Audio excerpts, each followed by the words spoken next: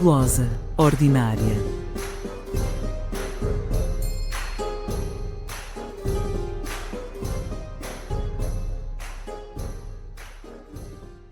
Olá, bom dia, boa tarde, boa noite, bem-vindos ao Glosa Ordinária. Hoje estou aqui a Mariana Leite com o meu colega Filipe Alves Moreira. Olá, bom dia, boa tarde, boa noite a todos. E voltámos, finalmente, temos tido umas férias supostamente muito longas, mas É verdade. a verdade é que o primeiro semestre é sempre um bocado complicado para nós todos.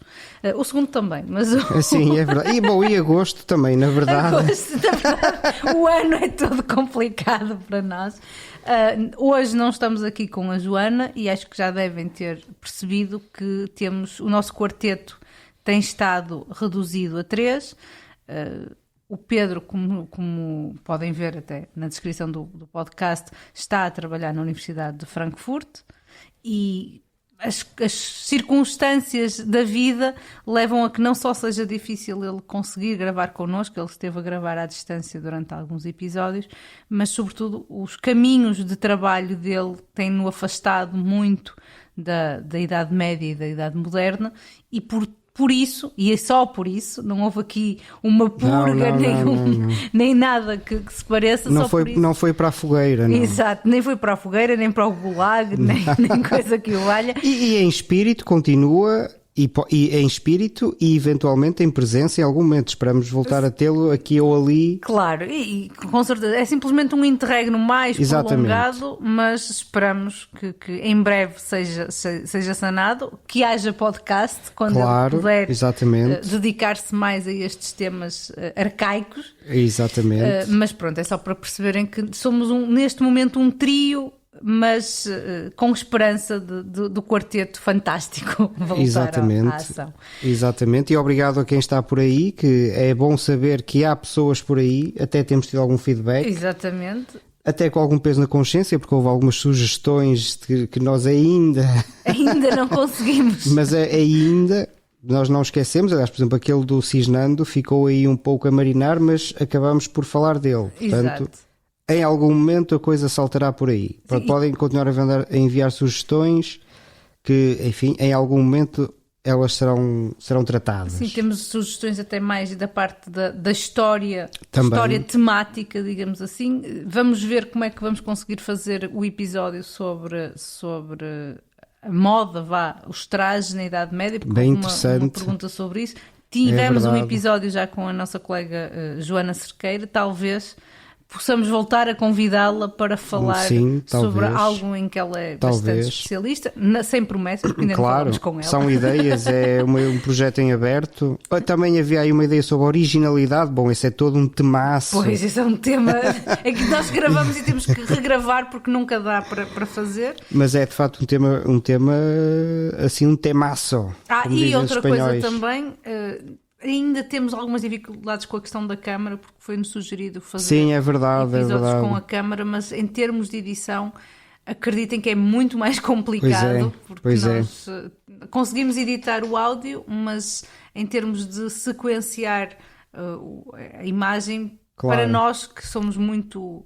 Amadores, na verdade. Havia câmaras na Idade Média. E além de que eu tenho um certo estima pelo formato podcast, pela rádio em geral, no fundo, não é? Esta coisa da voz, assim, entrecortando com alguns vídeos, mas tenho uma certa predileção pela voz. Claro, pelos tempos da rádio, não é? Sim, e até porque vídeo kill the radio star. É verdade, exatamente. E por causa... E agora é o ChatGPT que vai basicamente liquidar tudo. Até nós estamos desgraçados. Não, é só para dizer que vamos continuar a tentar, vamos fazer alguns episódios com vídeo, até estamos aqui com muitas ideias na forja. Stay tuned. Exatamente, fiquem por aí. E também vão voltar as entrevistas, não é? Sim, é verdade. Isso por acaso na terceira temporada foi uma certa falha, mas vão voltar. Mas vão voltar, nós queremos voltar a ouvir povo por aí. Exatamente. Sobre o trabalho deles, o que é que têm feito, as dificuldades, os constrangimentos. É importante refletir sobre isso, de facto. Claro. Temos tido alguns testemunhos já muito interessantes. Vão ouvir, quem não ouviu ainda vá lá para trás e vamos continuar por aí, não é? Exatamente. E para, no fundo, abrir um pouco esta temporada, já falámos sobre historiografia várias vezes, Já falamos sobre o romance arturiano, embora, enfim, de uma maneira um bocado paralela. Poesia, muito também. Tivemos um ciclo de poesia, tivemos o ciclo da épica com o Cid, enfim, do Cid, não da épica. Se calhar, e vamos fazer às tantas uns episódios sobre outros textos épicos que não o Cantar de Elmo e o Cid. Se não ouviram, vão ouvir o Cid. Exatamente, o Cid e os textos e os outros com ele relacionados. Mas este ano pensámos, por que não, falar de um género, de um outro género que já foi sendo tocado quando falámos sobre Camões. Uma vez mais remetemos para o ciclo camoniano. E também sobre Inês de Castro, mas vamos precisar isso depois, mas também falámos em teatro quando falamos de Inês de Castro.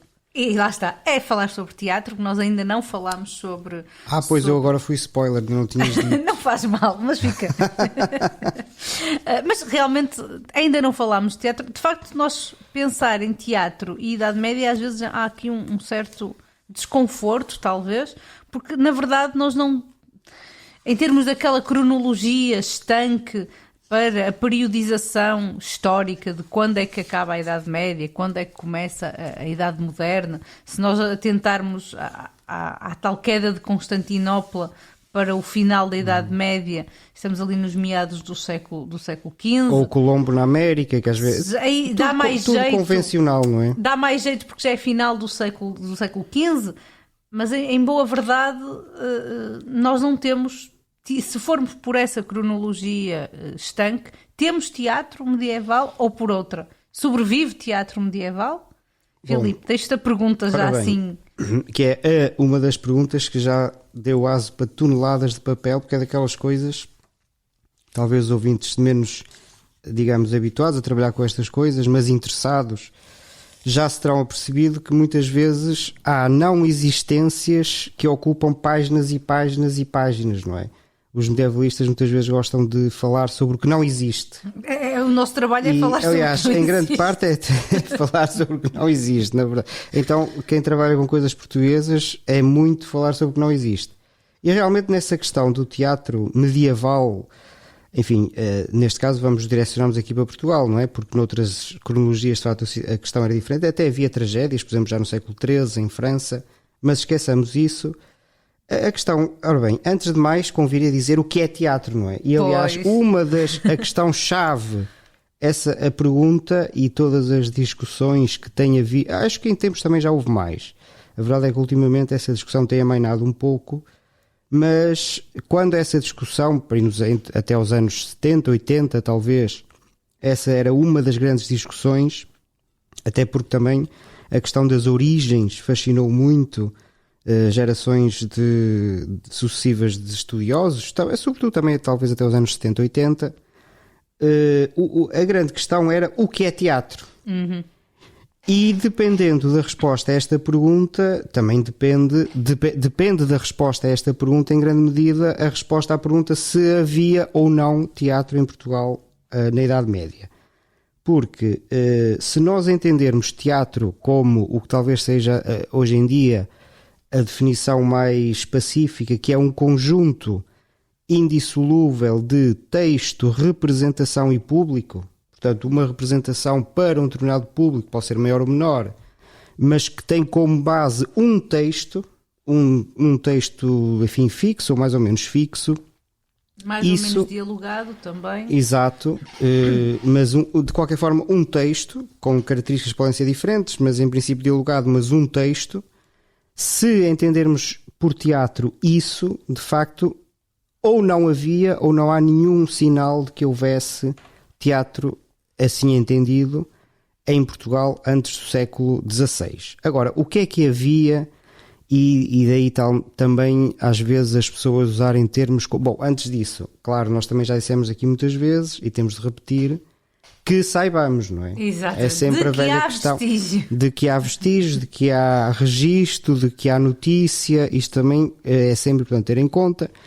Claro, já foi dito imensas vezes, mas é sempre preciso estar sempre subjacente a tudo.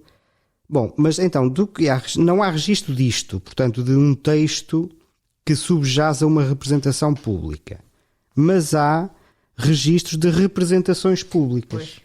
Bom, e então aí os estudiosos usam termos como, por exemplo, para teatralidade, assim um pouco um palavrão, mas o para, que é uma palavra grega que significa quase ou próximo, não é? Portanto, o para teatro é quase teatro. É o à volta quase do teatro. É o à volta do teatro, portanto é uma coisa que é quase teatro. Sim, em rigor para significa à volta, mas depois acaba por ter o significado de quase, não é? Porque quando a pessoa anda ali à volta acaba por não entrar. Exato, não entra no teatro, fica ali nos bastidores. Fica às vezes nos bastidores. Portanto, usa-se essa expressão para indicar um conjunto de representações públicas que havia. E, de facto, nós temos notícias, também não muitas, é verdade, mas pelo tipo de notícias que temos dá para perceber que o fenómeno seria relativamente bastante divulgado. Que fenómeno, ou que fenómenos? Ou seja, de que é que estamos a falar e que tipo de notícias há? Estamos a falar de representações, sobretudo de dois tipos.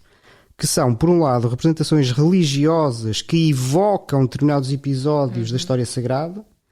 Por exemplo, dois casos típicos são o Natal e a Páscoa. Que no fundo, na verdade, quem estiver mais ou menos familiarizado, percebe que é uma tradição muito antiga e que continua até aos nossos dias. Exatamente. Nós, em praticamente todas as igrejas, continuamos a ter autos de Natal em que basicamente temos, às vezes até com crianças, a representar as figuras do presépio, não é? E a falar e no fundo a encenar.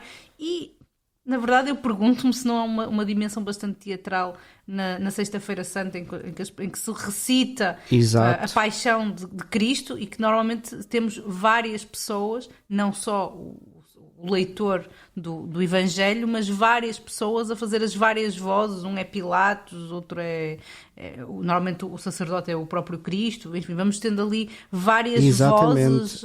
Até mesmo às vezes na Eucaristia, por exemplo, na leitura de Domingo de Ramos. Sim, não é? Normalmente há uma leitura muito extensa do Evangelho a dois. Exatamente. Ou muitas vezes é assim, não sei se... Sim, e até mesmo o próprio Domingo de Ramos tem toda aquela entrada que representa a entrada de Cristo em Jerusalém com as palmas e os ramos, e seja como for, lá está, se calhar estamos aqui a entrar também por outro lado desta parateatralidade, que é a influência da tradição ou das várias práticas cristãs naquilo que acaba por se constituir no teatro que nós acabamos por conhecer. Exato. Não é? Porque temos um teatro diferente do teatro clássico. Exatamente. Não é? E esse tipo de representações, de facto, havia muito. Portanto, e agora, lá está.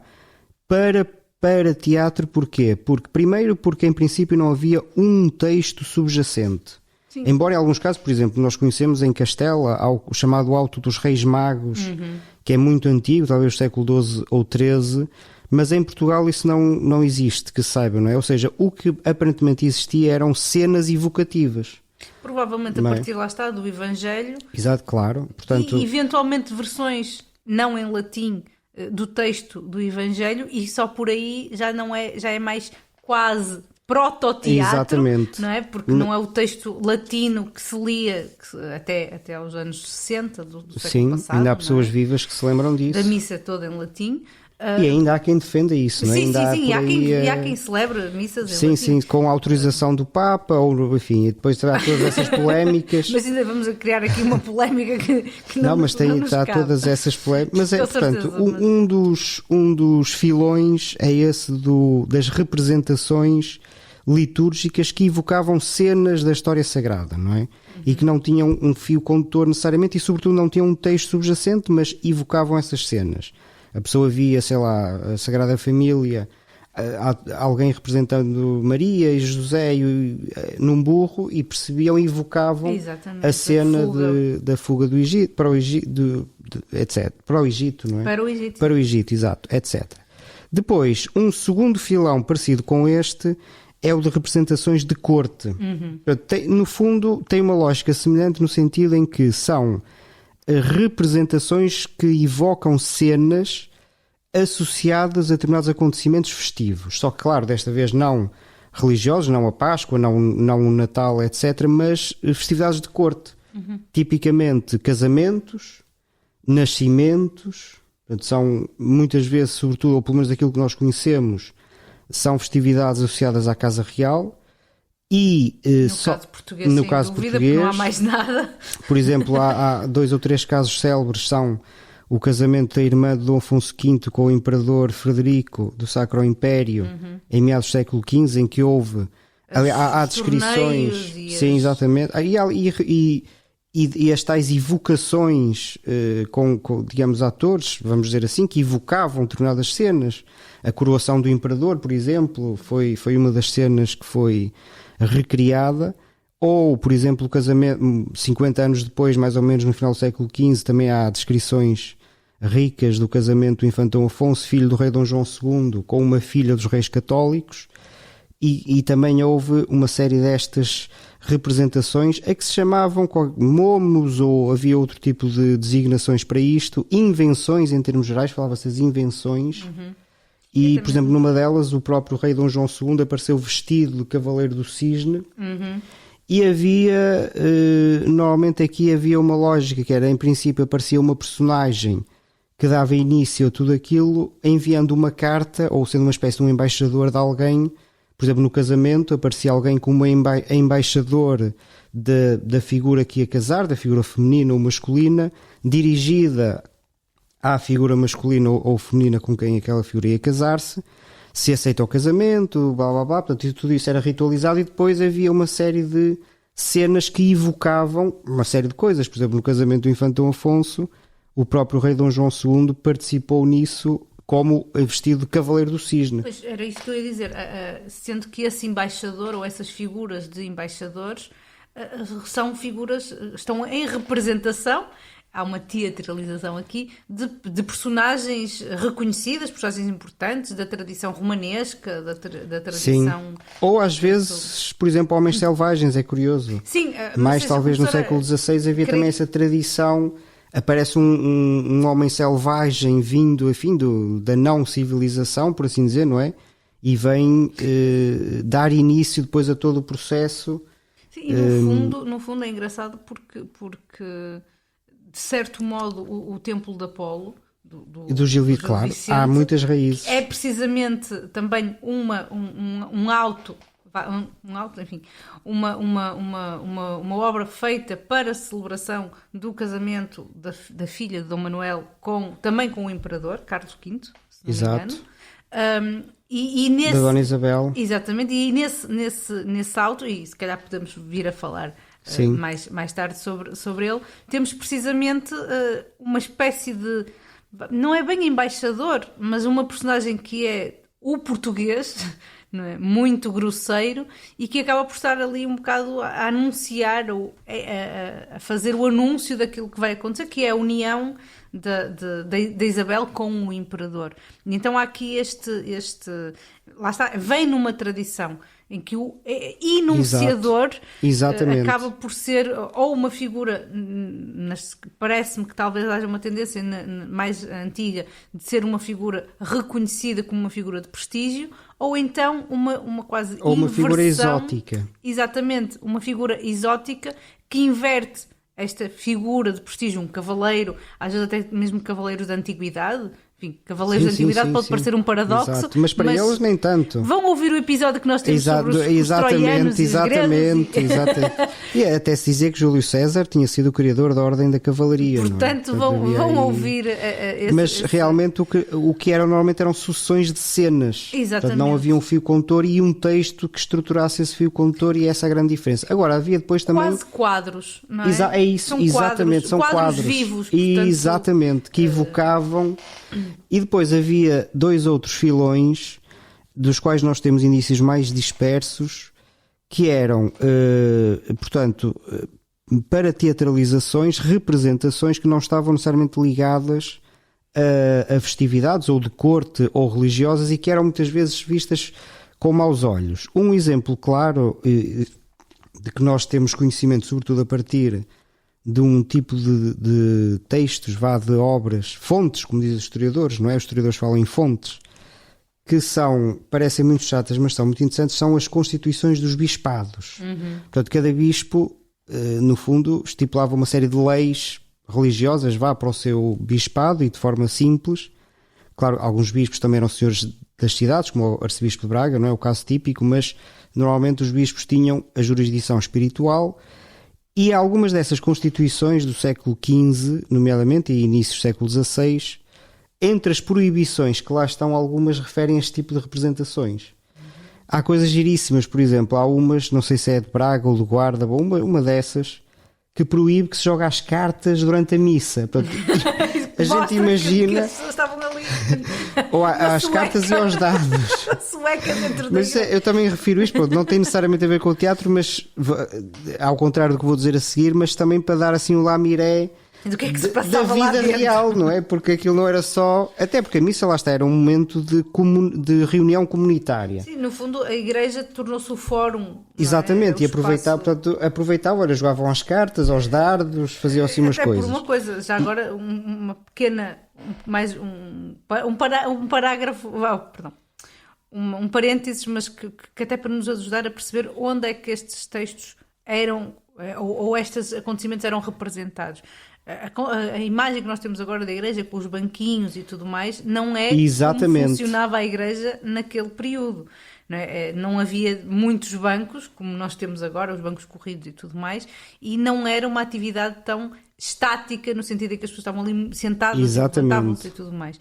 Por outro lado, e já agora, e com isto, mas também vai ajudar para percebermos a nossa percepção do teatro, a forma como está organizado o espaço dentro da igreja vai ajudar também a construir o teatro como vamos entender, sobretudo depois do século XVI e XVII e XVIII e até sobretudo do século XIX, que é aquela posição em que nós temos o altar / palco e um público que está em frente ao altar. Já não temos o anfiteatro clássico. Exatamente. Né? E esta estrutura da igreja vai nos permitir também perceber a ideia de construir um palco, um espaço paralelo ao palco, e em vez de termos o público em quase redor, semi-redor, em semi-anfiteatro, né, que isso quer dizer, vamos ter um público em frente ao palco. Portanto, a estrutura do espaço da igreja é aquela que vai ser replicada para a representação teatral. E isto também é importante. Não é? E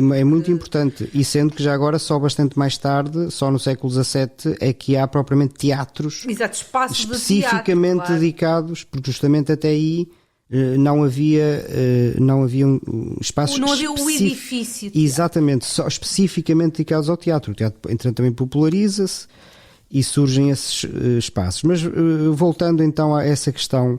E então, entre essas proibições, referem-se representações paródicas, por exemplo, do batismo.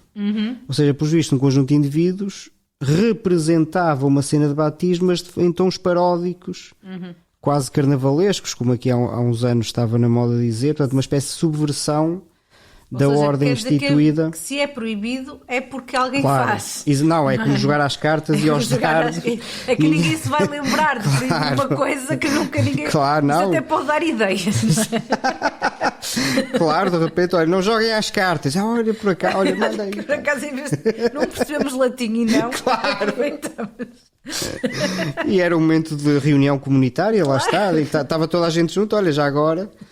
E portanto havia essas e depois havia espetáculos de bobos, de jograis, mímicos, portanto, que representavam, claro, por exemplo, a própria poesia épica, como nós vimos no caso como nós vimos no caso do poema da Miocede.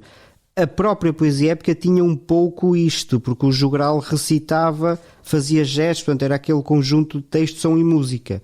E de facto nesse caso até está bastante próximo do que seria o teatro, porque tem um texto subjacente. A diferença é que não é um texto dialogado e é um texto com características diferentes, embora tenha partes dialogadas, é verdade, claro, ou pode ter, mas não é só um texto dialogado, não é um texto, é um texto narrativo e não um texto, enfim, dialogado, não é?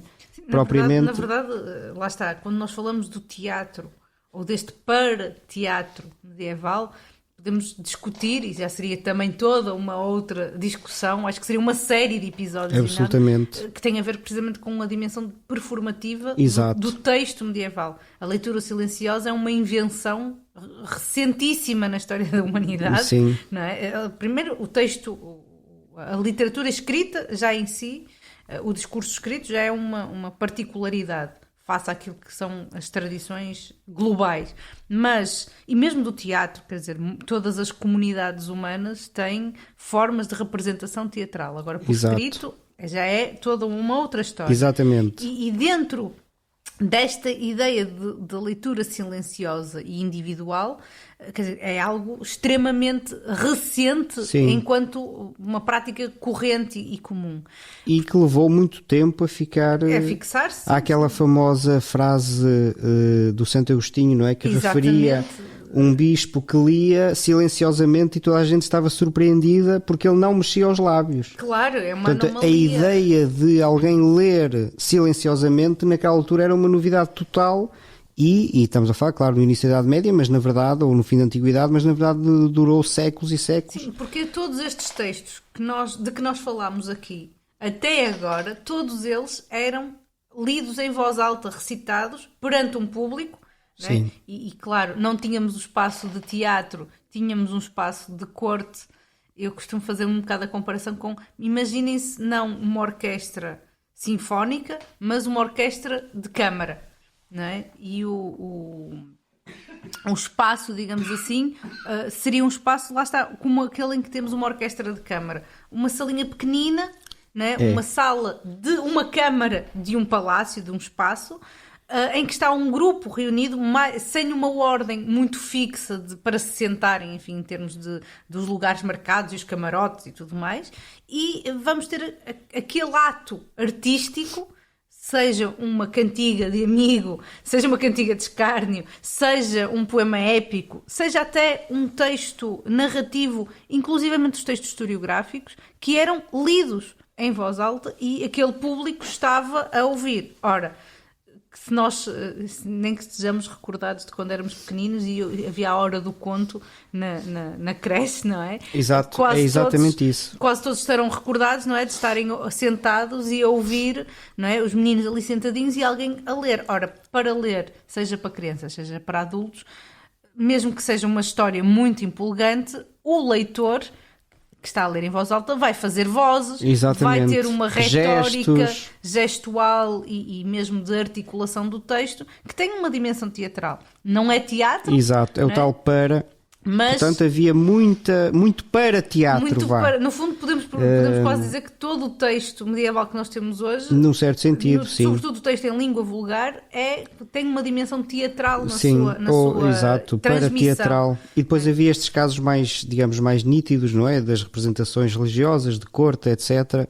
De que, por exemplo, já desde o tempo de Dom Sancho II há uma célebre referência, Dom Sancho I, finais do século XII, já há um documento que refere uns bobos que fizeram uns arremedilhos para o rei. Uhum. Portanto, no fundo já havia este tipo de representações mímicas, que no fundo seria mais isso. Sim, sim. É bastante antigo e foi-se mantendo. E portanto, quando se chega ao início do século XVI, nós temos esta tradição já vasta de representações, não necessariamente teatro, mas representações, evocações de cenas, recriações de cenas, em sentido religioso, ou sentido mais profano, ou mais cortesão, ou mais paródico até, não é? Uhum. Mas então, quando é que passamos a ter teatro? Pois é. Essa é que é a grande pergunta. Ora bem, quando passamos a ter quase teatro... passar da pré-história à história. Exatamente. É? E é uma boa analogia, porque a diferença está de facto na existência de um texto subjacente, não é? Uhum. Assim como normalmente... Como sabem, escrito, não é? Um texto escrito, assim como normalmente, como sabem, essa passagem da pré-história à história considera-se com a invenção da escrita. Do mesmo modo aqui, de facto, esse é o... E esse momento é normalmente, e penso que pacificamente, identificado com o seu chamado Gil Vicente, em 1502. Uhum. E uma ação religiosa também. Seja, e do nascimento do infante. O nascimento do infante, e portanto uma época festiva, mas com um subtexto. Exatamente, portanto, ou seja, o que é que aconteceu? Em 1502... portanto, em junho de 1502, a rainha Dona Maria, mulher do rei Dom Manuel, deu à luz o infante Dom João, que viria a ser o futuro Dom João III. Portanto, foi o primeiro filho do casal e viria a ser, de facto, o rei Dom João III. E pouco tempo depois, dias depois do nascimento do menino, aconteceu algo inusitado e que já para os contemporâneos era inusitado, portanto há alguns registros disso, depois direi alguma coisa sobre isso, que foi de repente entra pela câmara onde estava a rainha, não é? E um público seleto, entre os quais estava uma tal de Rainha Velha, que normalmente se diz que era a Rainha Dona Leonor, mulher do rei Dom João II, embora também tenha havido aí algumas discussões sobre isso, porque havia quem dissesse que esta Rainha Velha, que é mencionada neste contexto, não era a Dona Leonor, mas sim a Dona Beatriz, portanto a mãe do rei Dom Manuel, ou seja, que Rainha Velha significava uma espécie de Rainha-Mãe. Bom, mas seja como for, portanto, perante um público restrito e seleto, ali na Câmara da Rainha, acabada de dar à luz, entra e rompe por ali dentro um pastor, um vaqueiro, mais propriamente, que teatraliza o monólogo, que ficou conhecido como o monólogo do vaqueiro. Este senhor que irrompeu por lá dentro era um senhor chamado Gil Vicente, que aparentemente tinha também outros dotes, porque isso depois é outra discussão. Vai ser para outro episódio. Veremos depois mais especificamente, que estará associado à famosa custódia de Belém, por exemplo, enfim, depois também há todas essas discussões. Mas este tal Gil Vicente irrompe por ali adentro, vestido de vaqueiro, e diz, recita, teatraliza, porque não é só recitar, é teatralizar, um texto que nós conhecemos e que se chama, ou normalmente conhecido como o Monólogo do Vaqueiro, que tem justamente a função de celebrar o nascimento daquele infante. Porque o monólogo do vaqueiro é um dos nomes pelo qual é conhecido, mas também é o auto da visitação. Exato. E visitação precisamente porque estamos a ter um vaqueiro que vai visitar o infante como um pastor iria visitar o menino Jesus. Exatamente. Portanto, há aqui um aí decalque aí também essa associação, portanto, faz as pontes entre as tais representações de corte e também um pouco as representações que evocam acontecimentos religiosos, como bem dizes. Portanto, este momento é considerado o nascimento do teatro em Portugal nesse sentido de texto, representação e público. E já assim era entendido, ou se não especificamente este texto, pelo menos o Gil Vicente, a figura do Gil Vicente, já era assim vista pelos contemporâneos, nomeadamente há uns versos muito famosos, são sempre citados a este propósito, de um senhor chamado Garcia de Rezende, também muito conhecido. Também havemos ter um episódio, está prometido, sobre o cancioneiro geral organizado pelo Garcia de Rezende, uma figura também muito interessante, que também escreveu crónicas, também era desenhador, por exemplo, esteve envolvido na Torre de Belém, no desenho da Torre de Belém. Ou seja, era arquiteto, era também. Lá está, aquilo que nós agora dizemos, corretamente ou não, um homem do Renascimento. Era absolutamente. Era um homem de muitas artes. Era absolutamente bom desenhador, etc. E o Garcia de Rezende escreveu, entre outras coisas, uma tal de Miscelânea, que é um poema longuíssimo que dá conta de novidades do seu tempo. Portanto, aquilo tem um objetivo, de, como aliás muita coisa do tempo do rei Dom Manuel e Dom João III, tem esta estética da ruptura, digamos assim, ou seja, de dizer, nós vivemos tempos novos. Às vezes não eram assim tão novos quanto isso, outras vezes de facto eram, mas independentemente disso, criou-se muito esta ideia de que estamos a viver coisas nunca antes vividas, a ver coisas nunca antes vistas, estamos num momento excepcional. Fim dos tempos, quase, não é? Isso também por um lado, por outro, novidades, não é? E o Garcia de Rezende elenca aí uma série de novidades ou coisas espantosas que se viram. Por exemplo, sei lá, só para dar um exemplo, o cardeal Alpedrinha, que era filho, aparentemente, de uns almocreves ou de pessoas de muito baixa condição, chegou a cardeal. E é uma das coisas o fim dos tempos. Um sujeito chegar a cardeal, vejam bem, portanto, este tipo de coisas, os chamados descobrimentos também, etc. E um deles é o Gil Vicente, também aparece e é dito lá nos versos famosos que Gil Vicente foi o primeiro que estas invenções cá fez. Portanto, esta ideia de que o Gil Vicente de facto inaugurou algo de novo, embora depois se diga que inventou o teatro, embora depois se diga, posto que Juan de la Encina o Pastoril criou. Portanto, havia também a noção de que o Gil Vicente criou isto aqui, não é?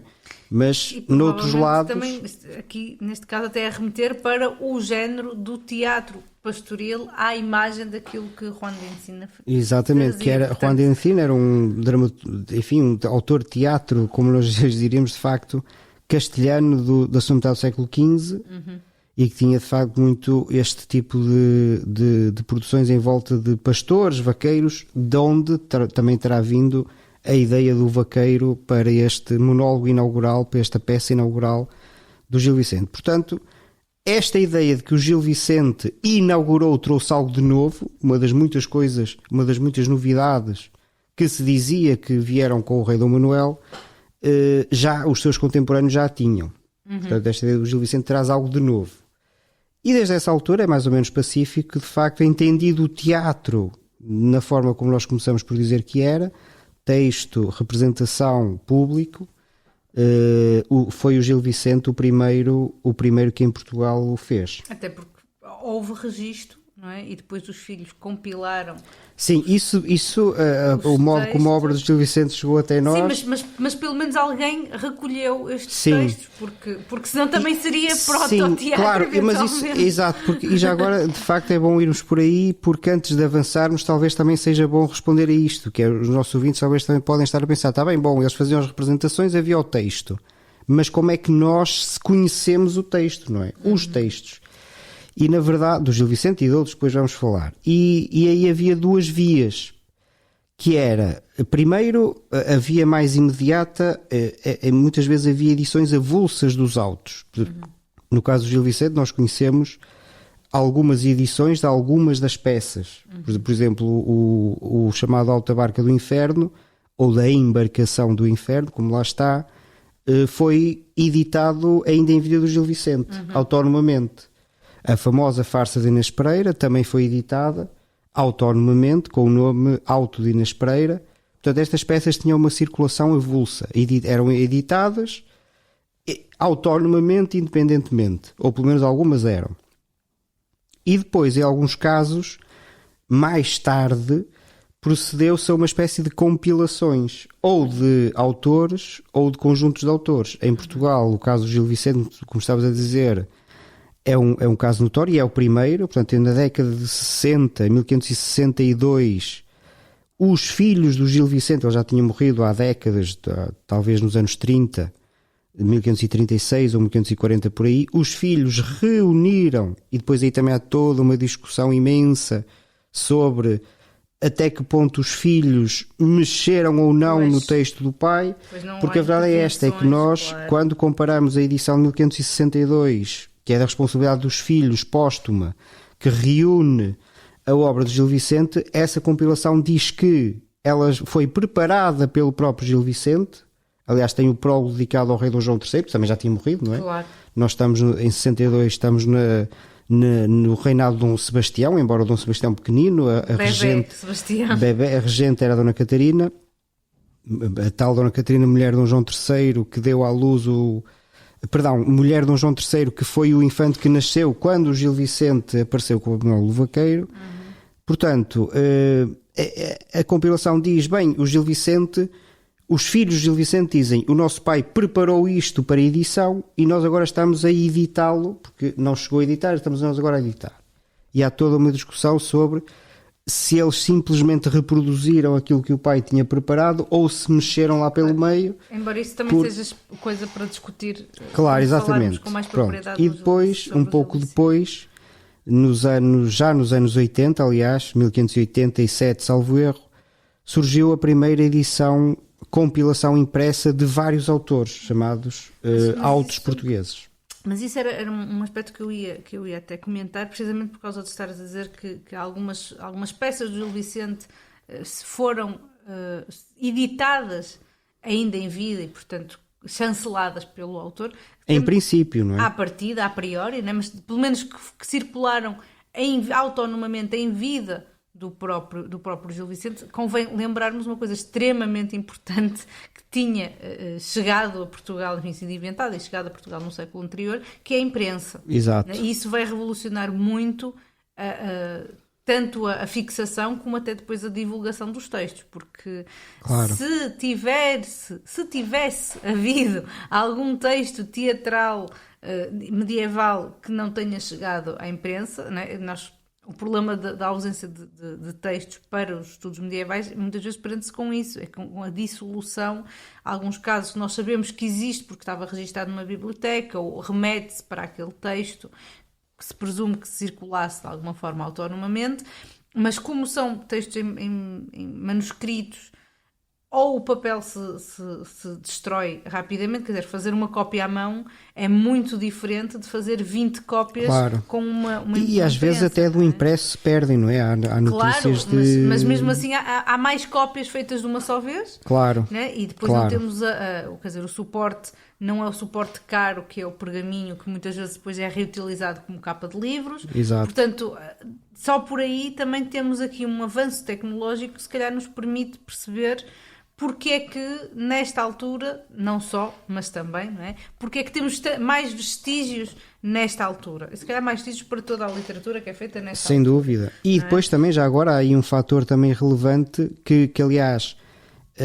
marca o tempo do Gil Vicente ainda está antes disso, que é a questão da Inquisição e da censura. Sem dúvida. Porque às vezes também alguns ouvintes podem não ter bem esta noção, mas quando se fala em Inquisição ou censura do século XVI, não foi o século XVI todo. A censura, a Inquisição é dos anos 30, mas a censura propriamente só foi instituída em meados do século XVI. Sim, e mesmo Portanto, assim durante não metade atuou, e não imediatamente, atuou claro. de uma maneira imediata. E com critérios às vezes estranhos. E o Gil Vicente, só por isso também é que eu referi, é também um caso interessante isso, porque a primeira edição da compilação do Gil Vicente, para 1562, tinha havido previamente, poucos anos antes, o primeiro índex, portanto, o primeiro lista de livros proibidos em Portugal, e estavam lá alguns autos do Gil Vicente, dos quais alguns, estranhamente, aparecem na edição de 1562. Portanto, aquilo tinha sido proibido em 50 e tal, mas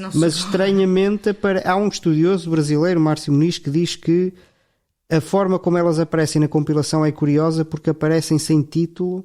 Aparece assim um bocado à assim socapa. É mais fácil de introduzir. Se nós não dizemos que aqui começa o que está proibido. Um bocado à socapa. Enfim, é uma tese, mas é engraçada. Mas algumas não, mas algumas aparecem. Mas há depois uma segunda edição da compilação, e é a única que há, porque depois durante séculos nunca mais houve, até o século XIX. Mas há uma segunda edição em finais do século XVI que foi completamente estraçalhada. Quer dizer, houve vários autos que foram tirados, versos que foram completamente eliminados, portanto, ou seja, a própria censura, não só a censura só surgiu em meados do século XVI, portanto, durante metade do século XVI não havia censura, porque às vezes também diz, do século XVI a censura é só durante metade do século, também convém dizer isto. Só a partir de metade só a partir de metade do século. Não só isso, como a própria censura tem critérios muito diferentes. Sim, mas isso até Claro, até em qualquer... mesmo durante o século XX, aqui em Portugal também a censura às vezes era um bocado... Claro. Dependia muito do portador do lápis. Absolutamente. E às vezes nós vão ouvir novamente o episódio sobre Camões com a professora Zulmira. Exatamente. E foi referido o caso estranhíssimo, ainda mais, dos Lusíadas, em que o mesmo censor, o célebre Bartolomeu Ferreira, tem, na primeira edição dos Lusíadas, deixa passar tudo, aparentemente, ou quase tudo, que se saiba, e depois na segunda estraçalha aquilo. Pois é, porque também quando falamos de censores também temos que ter em conta quem é que está por trás do censor, né? Quem é que são as forças políticas que dizem ao censor para ser mais ou menos benevolente. Ou com o qual ele está relacionado. Exatamente. Portanto, enfim... Seja como for, dá para... É toda uma circunstância, e depois também, no caso português, mas isto já é algo que tende ao longo da Idade Média, e nesta altura ainda é mais visível, de facto a cultura de que há registro é na corte régia. Não é? Sobretudo, de que sim. há de registro, porque praticamente a partir de meados do século XIII é praticamente a corte régia e algum caso esporádico mais e a igreja e a universidade, claro. Sim, e então no XVI para é esta tríade, corte, igreja, universidade. Mas para estes textos e para estes textos em línguas vulgares é sobretudo... Sim, porque também há teatro religioso em latim. Aliás, vamos falar disso no século XVI, que escolas ou que tipos de teatro há, não é? Imagino eu, não é? É assim, mas já agora, então, avançando para porque eu ia perguntar, mas afinal de contas, mas há mais alguém além de Gil Vicente, ou só temos Gil Vicente, vamos dizer, nos primeiros 30, 40 anos do século XVI? Não é só Gil Vicente. Não pode ter sido o primeiro, mas não é o único. Não, longe disso. Ora bem, e então, sistematizando aqui um bocado as coisas, nós podemos dizer que existem, digamos, até meados do século XVI, enfim, 1550, 1560, as datas são mais ou menos arbitrárias, não é?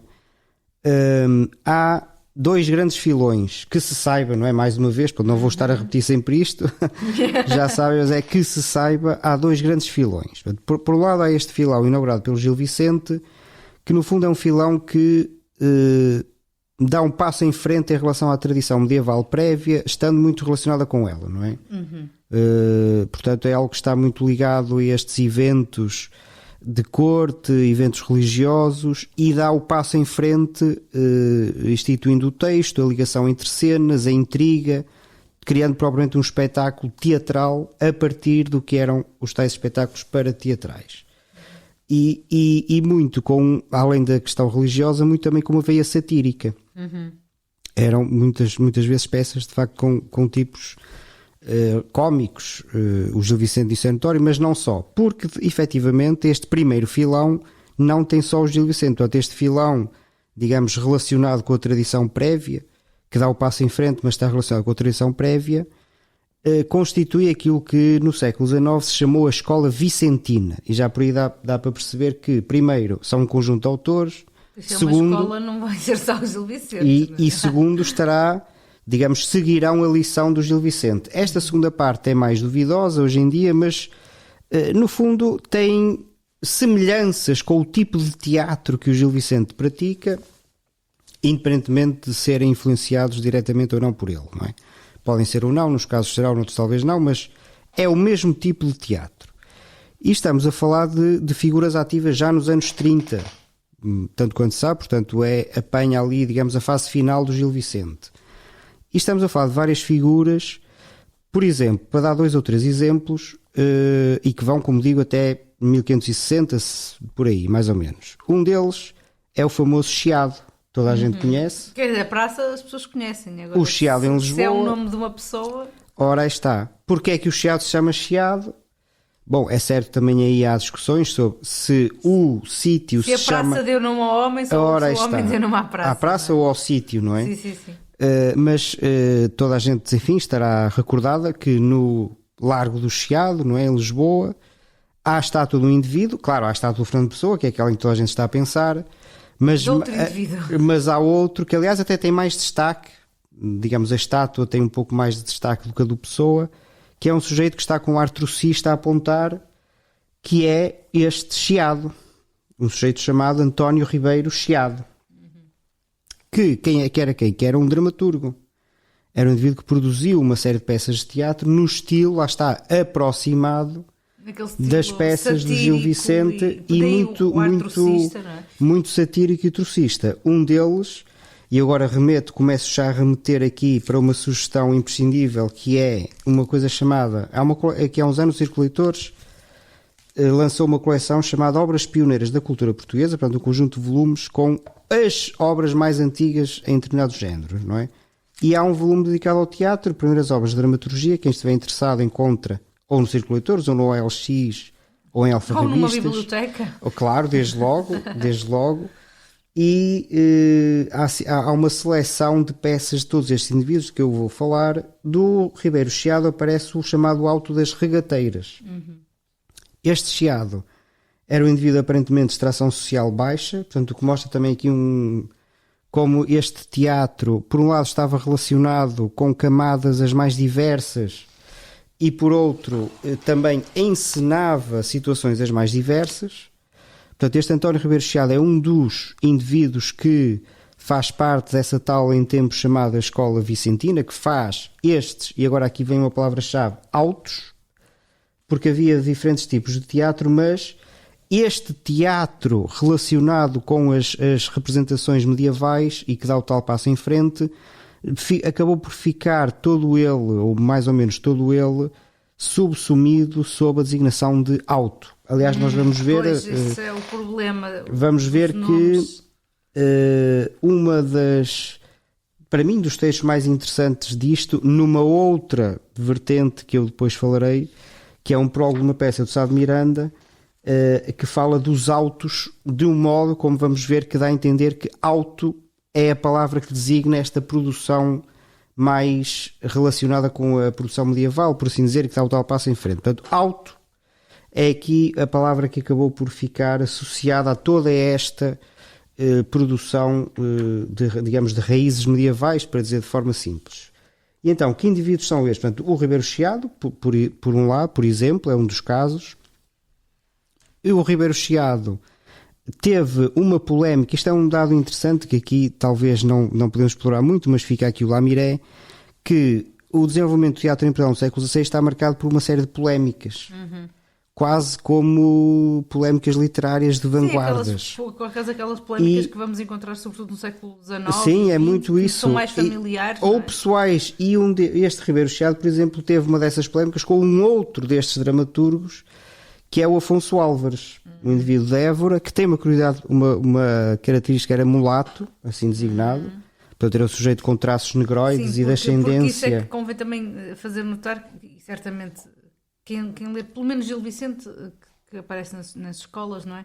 Começam a aparecer uma série de personagens novas que mostram um retrato diferente, no fundo, do panorama social, etnográfico até do país. Começamos a ter a presença de ciganos, de negros, portanto, novas etnias que surgem no país, nesse território, e que realmente mostram.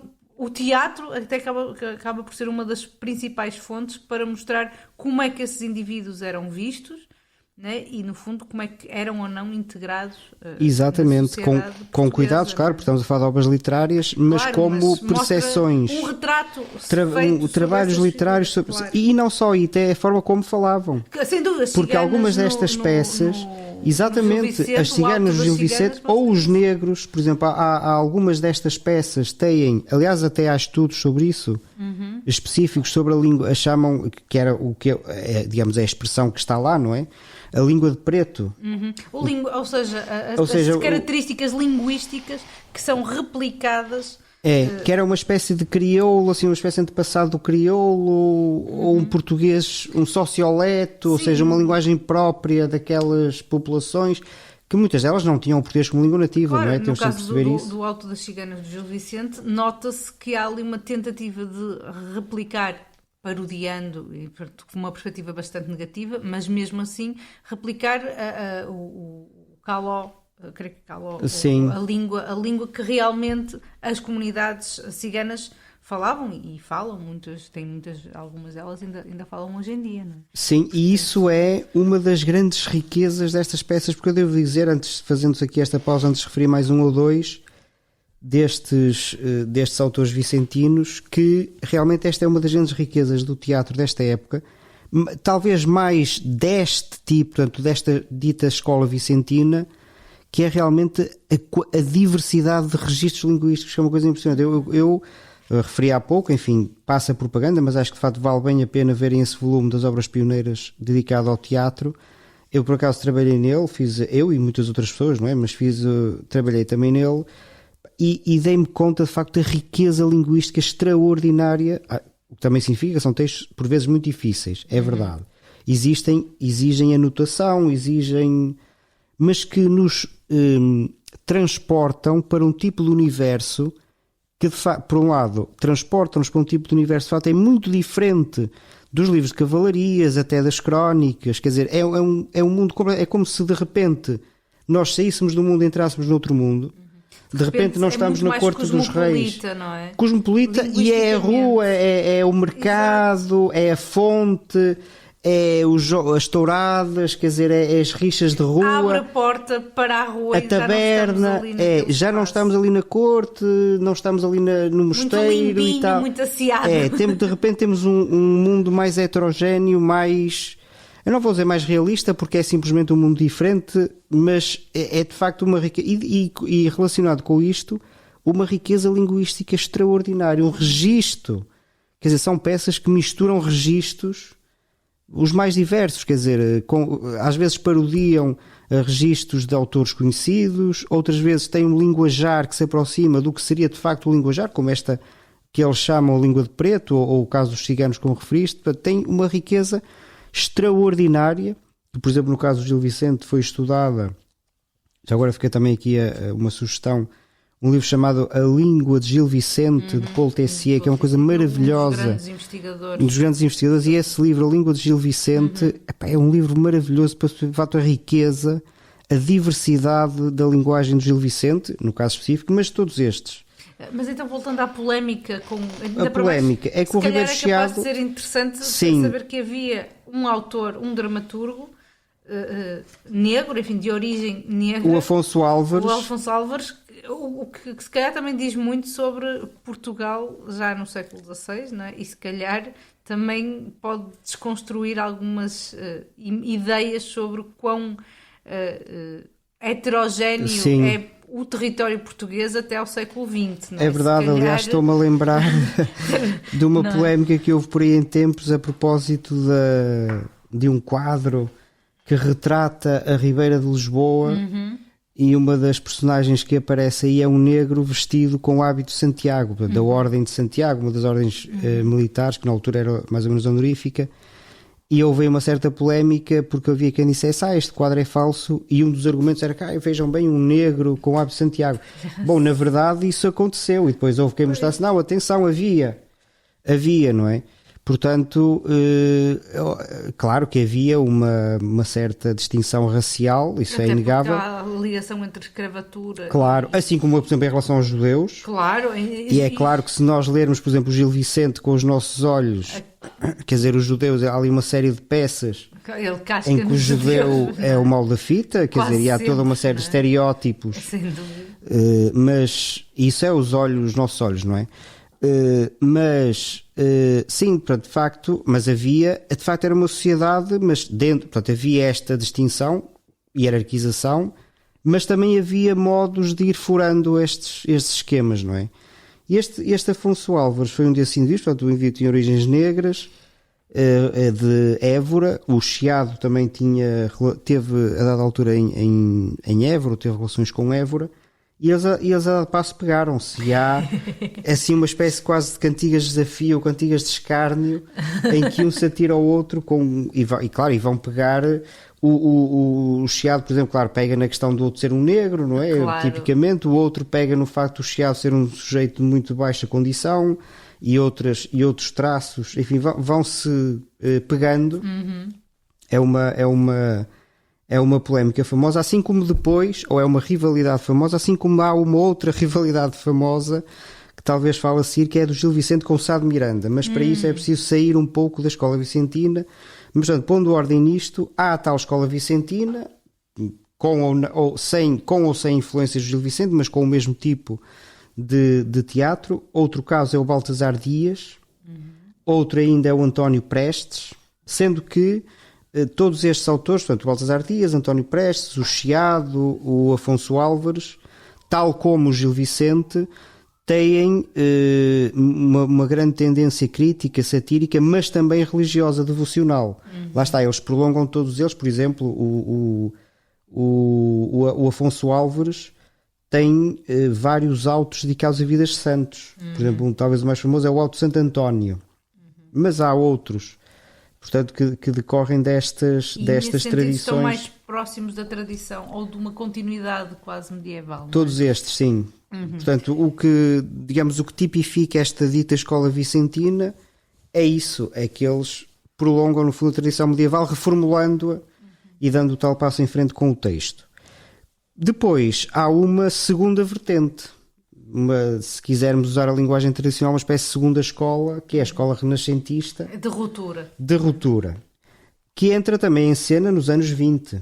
Portanto, dá para ver que não é assim, não é uma sequência. Não é? Entra em cena nos anos 20 e também aí temos um inaugurador que é o Sá de Miranda. Portanto, assim como o Gil Vicente, em absoluto, é o primeiro que faz peças de teatro em Portugal, entendido como nós o temos entendido aqui. O Sá de Miranda é o primeiro que retoma a tradição clássica. Porque, claro, todos sabem, o teatro era uma coisa muito importante na Grécia e em Roma. E, nomeadamente na Grécia, talvez mais do que em Roma, tinha funções cívicas. A gente, quando vê, por exemplo, o Rei Édipo, que é uma obra-prima da humanidade, e outras peças do Ésquilo, do Sófocles, enfim, dos grandes dramaturgos gregos, nomeadamente no caso as tragédias, eles tinham também uma função cívica. Portanto, para transmitir, não só transmitir valores à comunidade, mas também com uma função catártica e um pouco religiosa. Portanto, estava associado a mitos explicativos de uma comunidade. Basicamente, a ideia de não só mitos, lá está, a dimensão sacralizante de recontar mitos que fazem parte da mitografia, passo o pleonasmo, da tradição grega, ou seja, das crenças religiosas daquela comunidade, mas também, até, sobretudo para o lado da tragédia, mas a comédia também faz isso, o ato de chorar em conjunto, ou seja, no fundo, expurgar uma dor coletiva em conjunto, ou então, na comédia, rir e expurgar aquela pulsão de riso em conjunto, não é? A famosa expressão que o Aristóteles chama de catarse, não é? Exato, embora infelizmente... que também se discute muito o que é que seria exatamente, mas que tenha essa função... Embora infelizmente do Aristóteles só tenhamos a parte relativa à tragédia, exatamente. Não é? Ficamos a tentar perceber o que é que seria a parte da comédia. E por isso vão ver o nome da Rosa. Exatamente, vão ler o nome da Rosa. Ler o livro ou ver o filme. Podem fazer as duas coisas. Que trata justamente da famosa segunda parte da poética do Aristóteles, que seria sobre a comédia. Não é? Mas seja como for, há aqui esta dimensão coletiva que também tem quase um aspecto que depois muitos dos refundadores ou dos autores de teatro do século XX vão tentar retomar todas estas, o Antonin Artaud, toda esta dimensão do teatro enquanto experiência comunitária, em que o público interage com exatamente. A peça de teatro, porque a sua experiência de público impacta no próprio ato teatral. Mas, no fundo, estas peças, estes autos ou não autos, ou peças early modern, também têm essa dimensão, precisamente por causa daquilo que nós já dissemos, não é? Do espaço da representação não ser tão separado como exatamente. Que nós reconhecemos atualmente, não é? Sim, e já agora, já que referiste esses pontos com o teatro moderno, antes de avançar para esta segunda vertente humanista ou renascentista, deixem-me só dizer que talvez às vezes não haja muita noção de uma coisa interessantíssima nestas peças, e em geral na Escola Vicentina e na renascentista também, de que eu vou falar a seguir, mas esta característica que é a peça a refletir e a falar sobre a peça.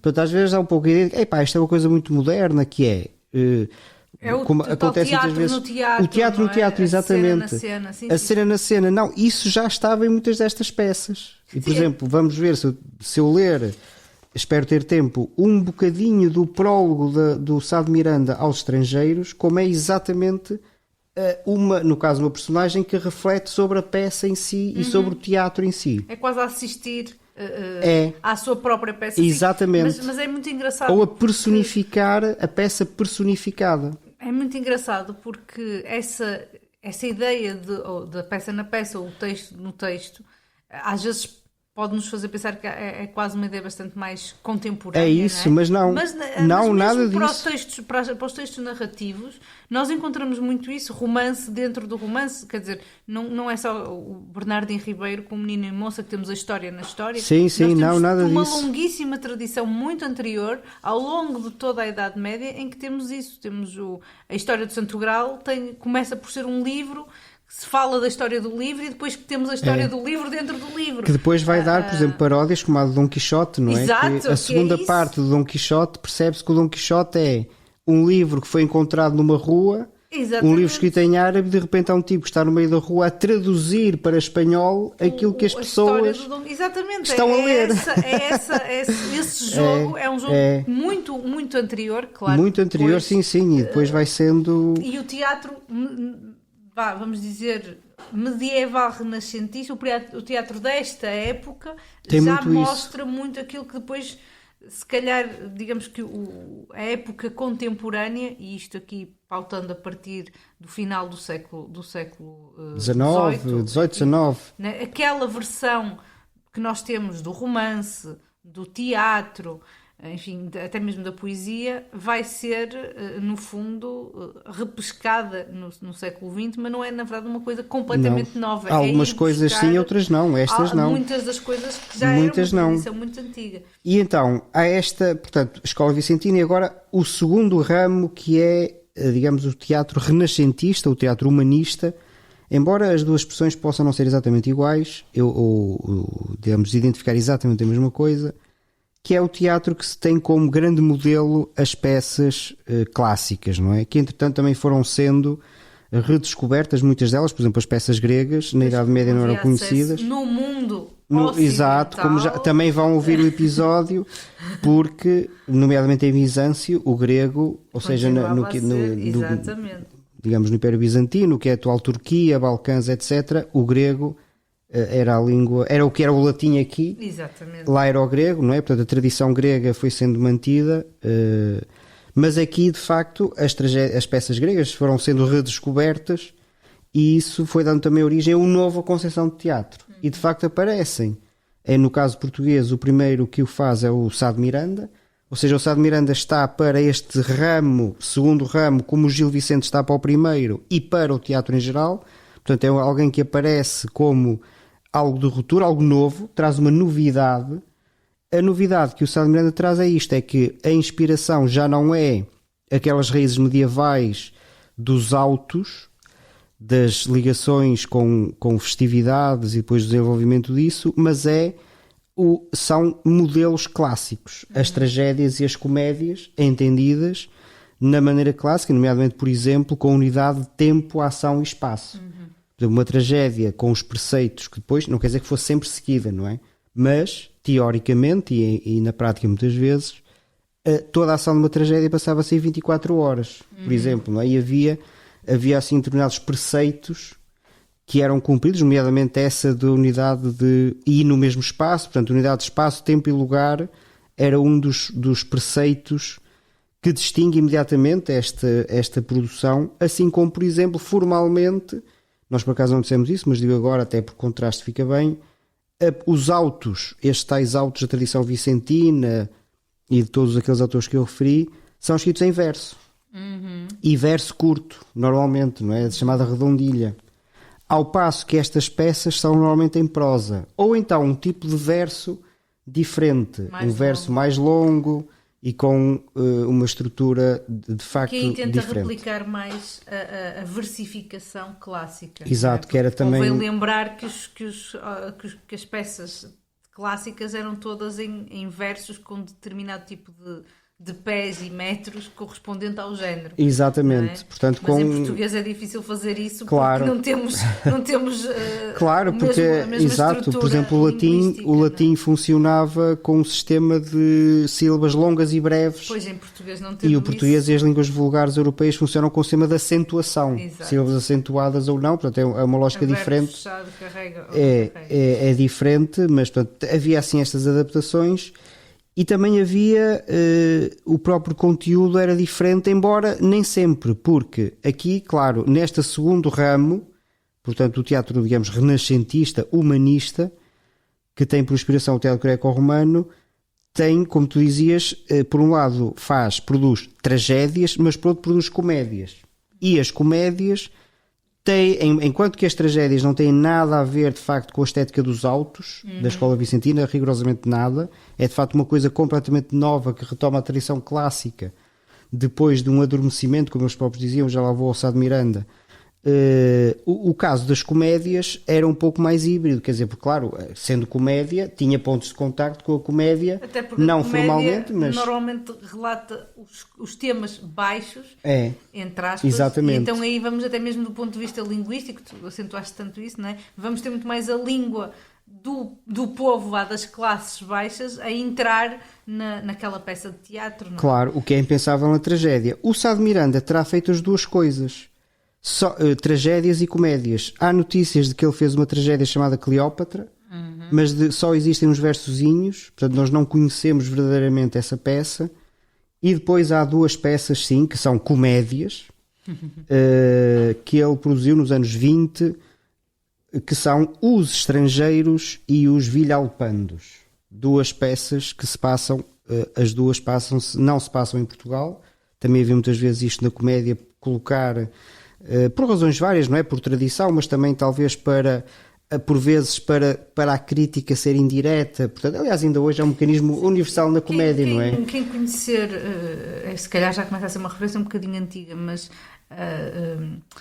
quando o Raul Solnado fazia aquele sketch muito famoso da guerra, podia chamar, enfim, do soldado que está na guerra. Da guerra de 1909, não é? Era 909 ou 907, não interessa, que era para não ser, era uma guerra que não existe. Exatamente.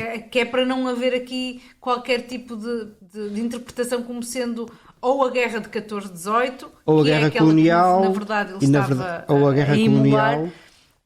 Porque, ou a guerra colonial. Claro, obviamente que o tema era a guerra colonial, não é? Mas a forma como aquele soldado se apresentava numa trincheira seria, obviamente, a guerra de 14-18. Mas se nós pusermos a guerra numa data na qual Portugal não esteve envolvido numa guerra, então acaba por ser o protótipo, não é? O arquétipo, perdão, da guerra, e então aí podemos ser muito mais contundentes na nossa crítica, não é? Exato, porque, por exemplo, se falarmos num rei, não é o nosso rei, exatamente, é um rei, é o rei de um é um país rei qualquer, ou o bispo, inventado. não sei o quê, ou o cardeal, e o Sá de Miranda também recorre a isso, quer nos estrangeiros, quer nos villalpandos. E essa ruptura, agora reparem, estamos a falar da década de 20. Portanto, no momento em que, primeiro, havia essa tal tradição medieval, era bastante antiga, e depois em que já o próprio Gil Vicente já fazia espetáculos teatrais na corte há 20 anos, mais ou menos, não é? 20, 25, acho que os estrangeiros são concretamente, salvo erro, de 1527, portanto eram 20, 25 anos, portanto já, digamos, já a estética vicentina, uma escola, claramente, que ficou subsumida sob tal expressão auto. E o Sá de Miranda denota que está, primeiro, tem consciência, não só tem consciência, como quer, força a barra, se quisermos, na ruptura. Nomeadamente num texto que eu acho sempre maravilhoso, que é o prólogo da comédia Os Estrangeiros, que podem ver, não sei se depois vamos ter tempo no final para ler ou não, vamos ver, mas fica já agora a indicação que é muito interessante. O prólogo da comédia Estrangeiros do Sá de Miranda é o quê? Aparece em cena uma figura que é a comédia. E começa a dialogar com os espectadores, está esta tal coisa da peça dentro da peça a refletir sobre a peça. A personificação do género. E a personificação, e diz qualquer coisa do género, depois não sei se haverá tempo para ler, mas fica pelo menos em traços gerais, mas convém mesmo ler, eu sugiro fortemente que leiam. Pode ser no tal volume das Obras Pioneiras, está lá editado, também há uma edição da Casa da Moeda de há uns anos. Aparece uma figura, portanto imagina uma figura em traços femininos, não é? E diz: vejo que não me conheceis, não sabeis quem eu sou, vou explicar, o que demonstra que aquele tipo de texto não era conhecido pelos portugueses, não é? E depois diz: vou dizer-vos quem eu sou a comédia, mas não pensem que é porque me vão comer. Não é, está mesmo dito isso. Sim. É que a comédia é um nome grego e tem a ver com a língua grega, não tem a ver com a vossa língua. E depois o que é que ela diz? Depois ela apresenta-se, não é? Sou a comédia, sou a comédia. Há aqui uma dimensão pedagógica também. Absolutamente, não é? E diz: eu fui muito famosa em Grécia e na Roma. E de facto era como a tragédia, não eram as duas grandes. Mas depois vieram os bárbaros e destruíram-me. E eu fiquei debaixo de terra muito tempo. Alguns depois começaram a desenterrar-me. Ou seja, isto é uma metáfora para aqueles como séculos. Os renascentistas se veem também. Exatamente, como ruptura. Portanto, as formas clássicas estiveram enterradas, portanto, esquecidas durante a Idade Média. Depois vieram uns, vieram outros, começaram a desenterrar, ou seja, começaram a perceber que havia ali aquilo. E de facto, por exemplo, no caso da tragédia, já no século XIII há tragédias. Não em Portugal, nem na Espanha, nem na Península Ibérica, mas também em França. Claro. Já na Itália, enfim, já começa a haver assim umas coisas, não aqui, não é? Mas portanto vão começando a desenterrar e de repente põem-me outra vez cá fora, ou seja, começa outra vez é uma metáfora para dizer que começam outra vez a fazer-se comédias à maneira clássica. sobretudo é isso, há a maneira à maneira clássica. Depois também podemos debater o género no sentido de o que era escrito ou composto, que tipo de texto, mas já lá iremos. Sim, A comédia à maneira como um clássica. paradigma clássico, no fundo... E diz, mas agora lá está, como institui esta clara ruptura com a estética anterior dos tais autos, e a dada altura diz mesmo, portanto, logo no início, quando ela aparece a falar e diz, eu vejo que vós não me conheceis, e a dada altura diz qualquer coisa do género, vós estáis a pensar, já vos vejo, estáis a comentar uns com, ou seja, o público, não é? Ela está-se a dirigir ao público, estáis a comentar uns com os outros. Isto é um auto. Porquê? Porque isto indica que auto era o tipo de teatro que se conhecia e era a designação que acabou por ficar associada a esse teatro de tipo vicentino, não é? Com raízes medievais, o auto. E ela diz, eu não sou auto.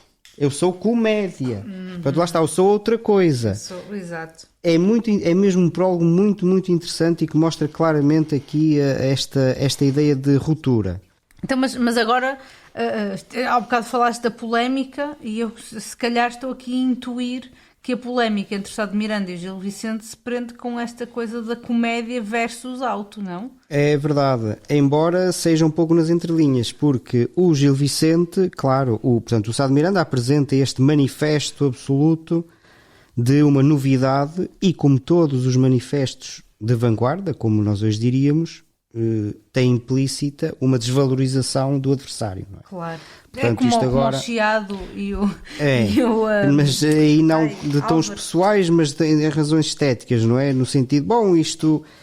Até aqui fazia-se uns autos ecos, um teatro zeco, mas e isso agora... também é a panagem de qualquer vanguarda. Claro. E precisamente obviamente. Com o teatro, estou a pensar no caso da célebre invectiva do Almada Negreiros contra o Dantas. O Dantas, exato. E também é por causa do teatro. Começa também por aí, sim, exatamente. Das peças suporíferas do Dantas, entre outras razões. Ora bem, o Gil Vicente e não só, os cultores do alto não ficaram calados perante estas invectivas do Sá de Miranda e afins, mas neste caso concreto do Sá de Miranda. Concretamente no caso do Gil Vicente há duas respostas, embora um pouco nas entrelinhas, e portanto também deixa assim margem para alguma, que é, por um lado, na divisa da cidade de Coimbra, na peça sobre a divisa da cidade de Coimbra, também há uma referência a Inês de Castro, já agora, e vão ouvir o episódio, já agora, novamente, sobre a Inês de Castro. Nessa divisa sobre a cidade de Coimbra há umas alusões às novas formas de teatro. E vê-se ali uma referência a isto. Depois há uma sátira talvez mais direcionada do Gil Vicente, que é o Clérigo da Beira. Que é em que muita gente vê a figura do Sá de, ou melhor, alusões à figura do Sá de Miranda, porque o Sá de Miranda era filho de um clérigo, de um cônego da Sé de Coimbra, digamos, o tipo de personagem que ele é retratada, ou uma das personagens que ali são retratadas, lembra muito de facto o Sá de Miranda. E o percurso. Portanto, por um lado, houve uma resposta, digamos, teórica na divisa Sé de Coimbra, por outro, uma crítica mais pessoal ao Sá de Miranda. Mas não foi só o Gil Vicente. Nomeadamente, uma outra figura das que eu referi, os tais cultores dos autos. Eu falei em escola vicentina, mas podemos falar nos autos, portanto, até autorizados a isso pelo próprio prólogo do Sá de Miranda, portanto, que distingue os autos do teatro renascentista, não é? Os autores, exatamente, que é o Prestes, nomeadamente, salvo erro, é o António Prestes, que tem num auto chamado o Auto dos Dois Irmãos, que também está na coletânea das primeiras obras dramatúrgicas na coleção das obras pioneiras da cultura portuguesa. Nesse Auto dos Dois Irmãos, tal como acontece com os estrangeiros de Sá de Miranda, há mas neste caso não com uma personagem, mas com um diálogo, há um prólogo introdutório à peça, em que duas personagens vão refletindo sobre a peça que vem a seguir, sobre o tipo de obra, e que são, neste caso, um licenciado e o autor do auto. Portanto, o próprio autor aparece em palco, o dramaturgo e um licenciado que vão discutindo, por um lado, sobre aquela peça em concreto que vão ouvir, e por outro, sobre a ideia de teatro. É engraçado que lá está, uma vez mais, a meta textualidade destas composições. Absolutamente. E a dado passo, o autor, portanto, vamos dizer que o próprio Prestes, ou pelo menos a figura identificada como autor, um émulo do autor, tem uma catilinária contra esses tais que andam para aí a imitar os clássicos e que andam a dizer mal dos autos. Diz: ó risos de Parmeno e heresias de Calisto, acudi-me e de-me aguardando. E depois segue por aí fora e assesta a mira, não é? Nesses tais, tipo Sá de Miranda e outros que andam a imitar os clássicos, e diz: seguem Ariosto italiano para lançarem o português das contraditas.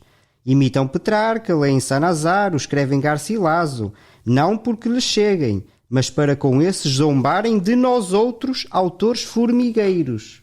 Portanto, claramente estabelece aqui esta divergência, este distanciamento entre os que andam para aí a fazer imitar algo, os estrangeiros a imitar, e os antigos, e nós que andamos aqui a fazer peças formigueiras, quer dizer, podemos não ser assim muito eruditos, mas falamos com o coração. E trabalhamos muito, não é? E trabalhamos muito, e estamos próximo das pessoas. A mim dizem-me: Fuá, um senhor é coisa o que faz de ser as aves, fez tais sonetos, tais epigramas, tal epitáfio, tem feito éclogas, rimas soltas, rimas encarceradas, que é nadar desempasmos. Portanto, esses tais sujeitos que dizem mal de nós, os que fazemos os autos, são os tais que, além de lerem Petrarca, Sanazaro, andam a fazer sonetos, epigramas e epitáfios éclogas. São justamente o tipo de poesia tipicamente renascentista. E que nós associamos muito ao Sá de Miranda. Também, exatamente. E depois prossegue por aí fora com aquela catilinária.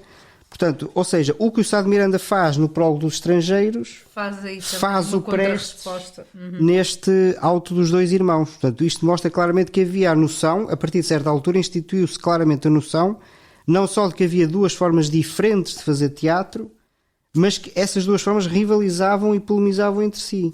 Portanto, à boa maneira das polémicas literárias, cada um defendia a sua dama e defendia a sua estética e a sua forma de fazer teatro. Agora, claro, não foi só o Sá de Miranda que fez teatro renascentista. Há, nomeadamente, uma outra grande figura que é o António Ferreira, mas daí nós não vamos dizer nada porque vamos só remeter para o episódio sobre Inês de Castro. E claro, Camões também, não é? Nós já falámos exatamente. E depois há uma terceira vertente que faz uma espécie de síntese entre estas duas. Portanto, tivemos a tese... É um pouco isso. E agora... A história avança muito assim, que são, nomeadamente, duas grandes figuras, são o Camões, por um lado, do qual também acho que não vamos falar, porque remetemos para o episódio com a professora Zulmira, que talvez também volte para falar especificamente sobre o teatro. Já falou e vão ouvir esse episódio, mas talvez volte para falar mais demoradamente. Mas Camões por um lado e outra grande figura que é Jorge Ferreira de Vasconcelos por outra. E falta-nos aqui o Pedro, que tem estado ausente para falar verdade, sobre que fez até não sobre o teatro, mas sobre o livro de cavalarias do Jorge Ferreira de Vasconcelos, o Memorial das Purezas de Segunda Tábua Redonda. Mas o Ferreira de Vasconcelos é talvez mais conhecido por ter feito peças de teatro, 2 ou 3 peças de teatro, a Eufrosina, o Licipo, que são peças que, tal como as do Camões, o Filodemo do Camões, etc., são uma espécie de síntese destas duas correntes, porque por um lado elas têm, digamos, formalmente, algumas são formalmente próximas dos autos, ou, por exemplo, no tipo de verso, não é? Outras são em prosa e por isso mais próximas do teatro clássico, digamos, classicista, da corrente classicista, ou no tipo de referências. Por exemplo, o Ferreira de Vasconcelos de facto mistura extraordinariamente estes dois universos, quer dizer, tem alusões as mais eruditas possíveis e recônditas a autores gregos, romanos, com frases, com citações, com personagens, como tem aquela linguagem desbragada da rua, da regateira, aquele ambiente doméstico, os insultos, os palavrões, as rixas familiares, os amores desencontrados. Tudo isso é uma espécie de facto de síntese, acho que é de facto uma maneira de falar. E até porque são autores mais tardios. É a segunda metade. Isso, já é a segunda metade. É anos 70, 80. Portanto, já chegam mais tarde, já não estão a viver a polémica. Não, exatamente. Não é? E chegam mais tarde e têm esse poder de sintetizar, na verdade, não é? É o que também mostra, por um lado, que como todas as polémicas literárias, digamos, havia espaço para as duas correntes, não é? Como normalmente sempre acontece. Mas como também normalmente sempre acontece, aquele momento inicial em que há a ruptura tendem a ser salientadas as divergências, e nós vimos aqui com o Sá de Miranda e com o Prestes, virulência. e com mais virulência, e depois à medida que as coisas vão, até se percebe que, bom, de facto há aqui, há lugar, vantagens, há lugar para há lugar para tudo, há lugar para todos tudo. arrumados. E no fundo, Cabemos. porque as pessoas também gostavam das duas coisas. Claro. Ou pessoas diferentes gostavam das duas. Ou gostavam das duas, ou públicos diferentes gostavam das duas.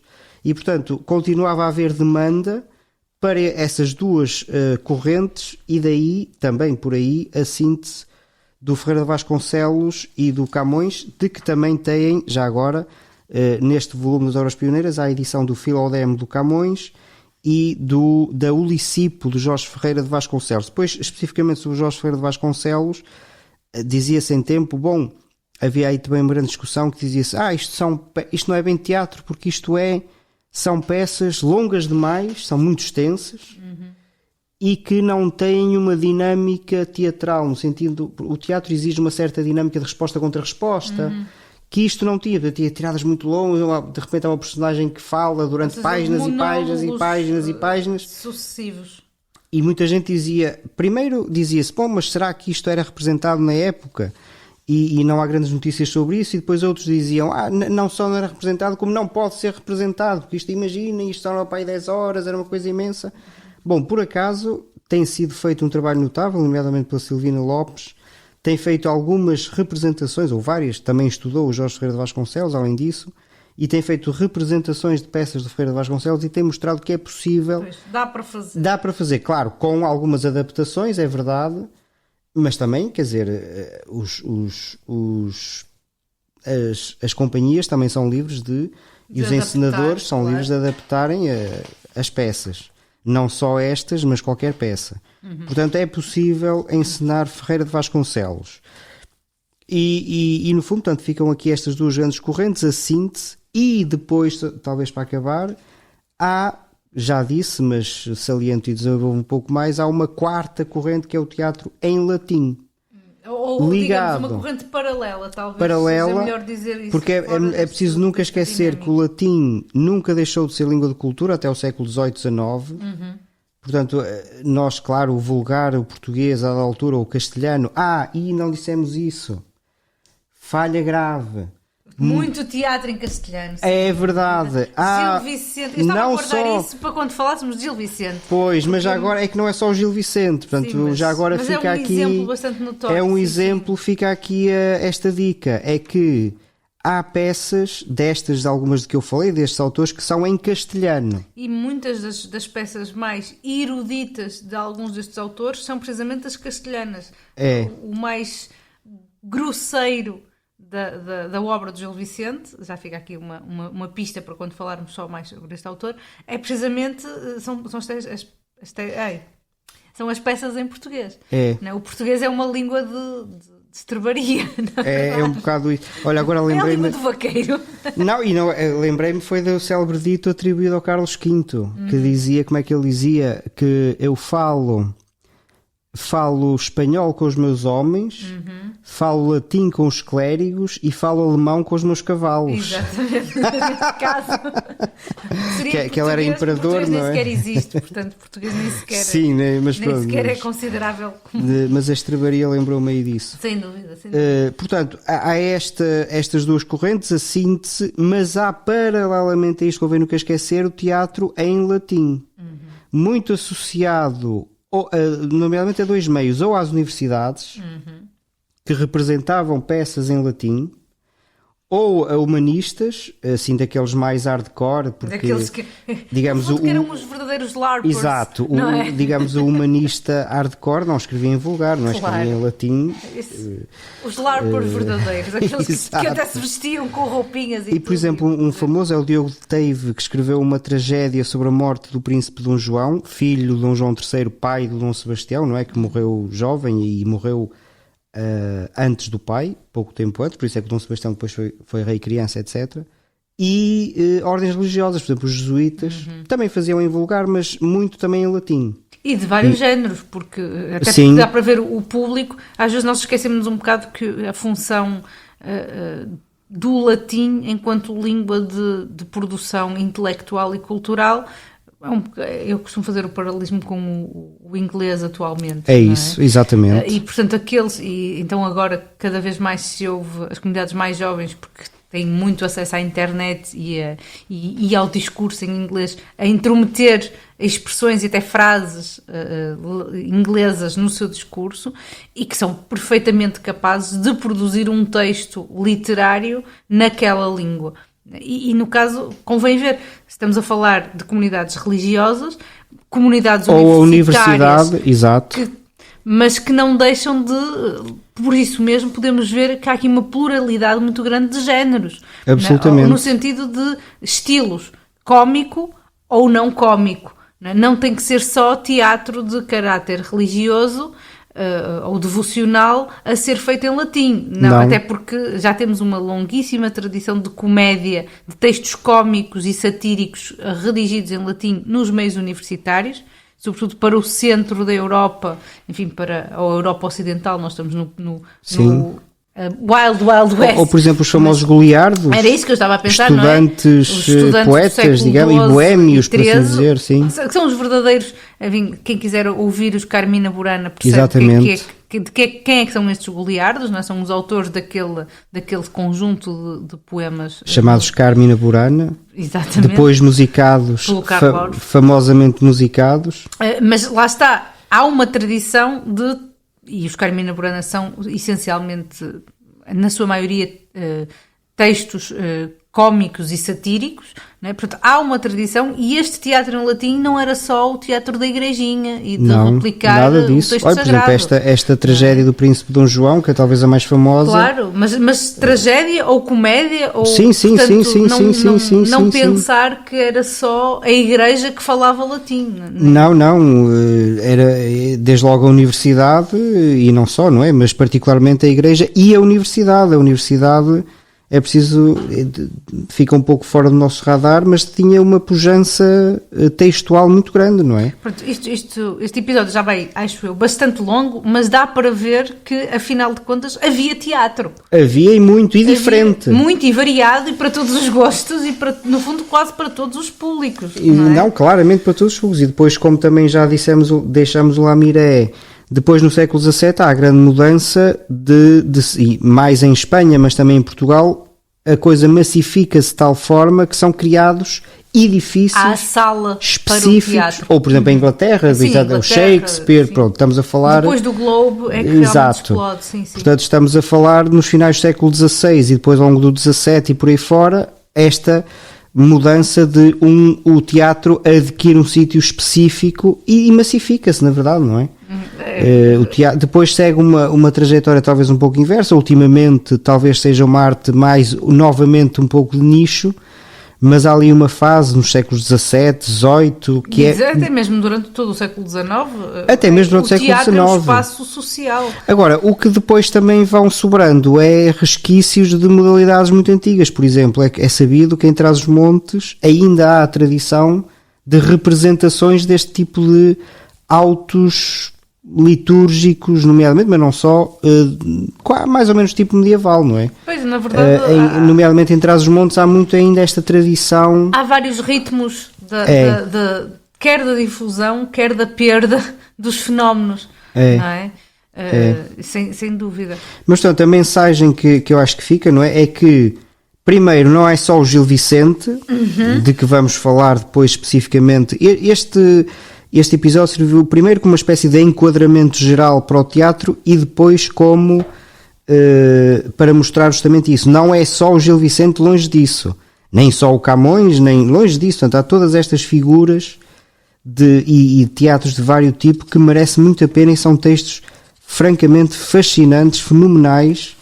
Aprende-se muito, goza-se muito, aprende-se muito também sobre a sociedade, também sobre a língua, repito. É uma riqueza extraordinária. Vejam isto e estejam atentos quando há representações. Também é importante, claro. Sem dúvida. O destino do teatro é a representação, portanto, e vão sendo representados o Gil Vicente, o Ferreira de Vasconcelos, Camões, agora neste contexto, sim. E portanto fica aqui a sugestão forte também para que vejam teatro este e outro, e que leiam, não é? E que desfrutem deste. Este episódio foi realmente longo, o que mostra que há muito.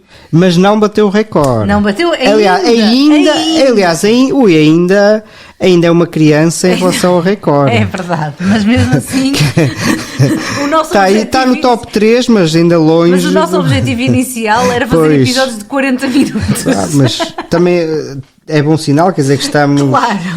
Excitamos-nos com a coisa, não é? Claro. Também não é mau sinal. Claro, é porque a coisa é excitável. A hora está, Ou excitante, exatamente.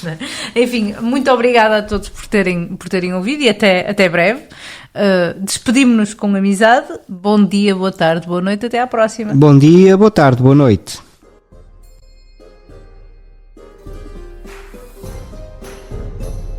Glosa ordinária.